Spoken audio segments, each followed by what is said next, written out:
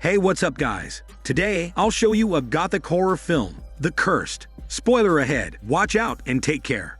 The movie begins in the Battle of the Somme in 1917. Toxic substances are being released into the air, and both sides signal the advance. They charge into no man's land. Inside the medic bay, a French soldier is being treated. The field surgeon carefully removes the bullets inside the soldier's body, but he discovers that the last bullet is made of pure silver, and it is not the type of bullet that the enemy uses. He asks around about the bullet as the soldier utters the phrase 8 for silver. 35 years earlier, a mother dressed in black arrives at a mansion. She looks outside of the windows until she hears the children of the mansion playing around. She scolds the young boy for taking the belongings of his sister, and she has him swear and never do it again. Later, wagons roll out into the trail and into a nomad camp. Their leader is a superstitious woman who has foreseen that their group will be in danger. For their protection, she orders a man to melt down a pot of silver coins, along with a human jaw. The man hands it back to the woman, who proceeds to use it for an incantation. In the evening, the young boy and his sister listen to a meeting the Baron is conducting inside the mansion. They overhear that the nomad camp is staking their claim on the lands of the Baron, and his closest advisors tell him to kick the nomads out, despite them presenting a valid claim over the land that dates back 80 years. The next day, the Baron and his men ride off to the nomad camp. They arm themselves with muskets and torches. They approach the camp and threaten the nomads to leave. They start shooting at them, which causes the nomads to panic and swiftly leave the area. The Baron's men burn down the villages and carry off the survivors. The superstitious woman earlier, who belongs to the nomad camp, is caught by the Baron, and he sees that she carries a human jaw with teeth of pure silver. They kill the remaining nomads, and they bury the woman alive with the silver teeth in her grasp. In the next scene, a pathologist named John walks into the tavern one night during a storm. The tavern owner tells him to sit down while he prepares his room. He meets the police lieutenant he is supposed to meet, and John is asked about the recent events with the nomad camps around the area. The young boy of the mansion dreams about the superstitious woman and the teeth of pure silver. He wakes up outside of the mansion, screaming out loud, which wakes everyone inside the mansion. They hurriedly go outside to check on the young boy. The next day, a child from the town approaches the siblings inside the mansion. The child reveals to them the location where the teeth are buried. It turns out all the children in the town have been dreaming the same dream for the past few nights about the superstitious woman and the silver teeth. The child digs up the spot where the teeth are buried and puts it. The young boy tries to stop the child from wearing the teeth, but the child is overwhelmed by the influence and attacks the young boy. His little sister comes back to the mansion and begs for help. They find the young boy heavily injured, and they quickly call for the doctor. The young boy seems feverish, and the doctor assures the parents that they will be fine and that the bite came from a wild animal. That night, the little girl dreams of the previous events and wakes up from that. She walks slowly along the halls and hears her brother groaning. She checks on him and sees tentacles wrapping themselves around his body. She screams for help, and when the Baron arrives to see what is happening, the young boy has disappeared from his room. The Baron quickly heads outside and calls out to the young boy. Later, the entire town searches for the young boy. Among the villagers searching for her brother, the little girl notices the child who bit the young boy earlier. Despite their numbers and efforts, they fail to find a trace of the young boy. The little girl heads to the church and visits the child who bit her brother inside the confessional booth. The child tells her that he does not remember anything that happened recently. He tells her that all he remembers is a dream about the silver teeth and waking up on the ground after. He hands her a page from the Bible detailing the betrayal of Judas. He tells her that she may need it for what is coming. He adds that there is silver buried in the church. After that, the child leaves the church and finds the young boy in the forest. He chases after him, but gets attacked in the open field. He hides inside the hollow trunk of a tree, but the monster finds him, and he is mauled. John and the police lieutenant go inside the mansion to ask the Baron about what happened recently. The Baron leads them into the forest, where they find an abandoned shack, and inside, they discover the remains of the child from earlier. John examines the body and finds a page of the Bible in the child's clothes. The police lieutenant rules the death as an attack by a wolf and mentions to the Baron that there is nothing else that they can do about it. After the funeral service is held for the child, the Baron invites John inside the mansion and tells him his version of the story. The mother and the Baron lead John into the young boy's room and retrace the potential path the boy took for leaving the mansion. John tells them to board the doors and windows shut for precaution. Before night falls, they start boarding up the mansion. John dreams about the silver teeth, and he sees the events of what happened to the superstitious woman and the rest of the nomads. He wakes up and checks the hallway.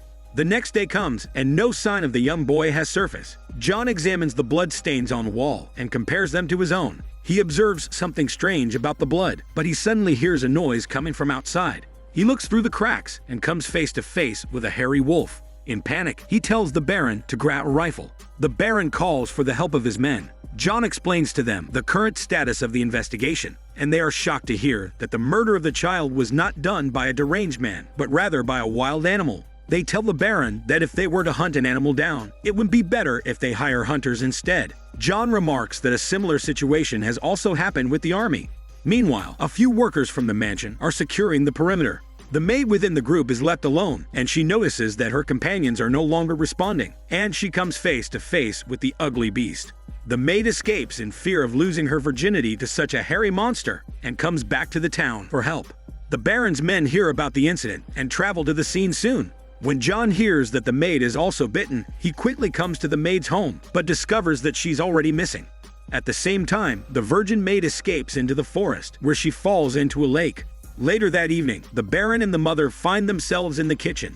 John tells her about a similar case that happened when he was in the army. He then remarks about a camp of traveling nomads and says that the beast who plagued the army could only be contained by the use of silver. The mother tells John about the claim the nomads had on the land of the Baron, but she is interrupted suddenly by the Baron. The next day, John heads into the forest to set up the traps. He then hears a strange noise coming from the fields. He brings out his rifle and sees the spot where the silver teeth were buried. He comes back to his wagon and lays more traps. Later, John wakes up after a rest and sees that something is near him. He aims his musket at the beast and manages to push it into the trap. He shoots it and carries it back to the mansion. They examine the beast and are confused about the origin of such an ugly creature. John cuts open the beast, which leaves the Baron and his men disgusted. To their shock, the dead maid emerges from the carcass. The Baron's men are forced to shoot it. John tells the Baron that the attacks won't stop, and the curse will pass to another until revenge from someone has been acted upon. Because of the recent horrific events in the mansion, more workers leave the Baron's family alone with John. John asks the mother about the woman who was buried alive in the field in the past, so she shows him pictures of the nomad camp and tells him that the Baron is responsible for the massacre of the nomads. Thanks to that, John realizes that the superstitious woman had cast a curse on the Baron for driving the nomads away from their ancestral lands, and the curse will not stop until the Baron is killed. Later, John goes to the church to find the location of the 30 pieces of silver that were given to Judas for his betrayal. While the Baron goes out to hunt the beast with his men, John hopes to stop the curse using silver. John found the silver teeth thanks to the little girl. He gives them to a blacksmith and tells him to melt them down. Another maid from the mansion is attacked by the beast, but the Baron's men chase it away. The maid rushes inside the mansion to wrap her wounds. The Baron later arrives and sees the maid who was attacked, looking a little pale. In the evening, John stations himself outside of the mansion, with 4 silver bullets melted from the silver teeth. John notices that there is blood in the laundry area and asks for the location of the maid. John expresses his discontent with the Baron and berates him for his greed. The mother checks on the little girl, who asks her to stay inside her room for the night. The maid begins to transform into a beast as she violently seizes her room. The Baron hears the noise and comes down to find the source of the sound. He searches the maid's room and gets attacked by the beast. He manages to bring out his pistol and shoots the beast. During the fight, he burns the room, causing the fire to spread around the house.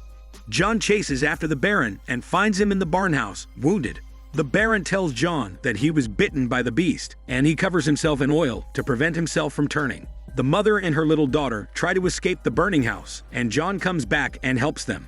They head into the forest to follow the trail of the Baron's men. They discover that the workers who left the mansion were all killed by the beast despite having armed guards, signifying that the revenge fire has never come to a stop. John hears the sound of the beast and tells the little girl and her mother to run.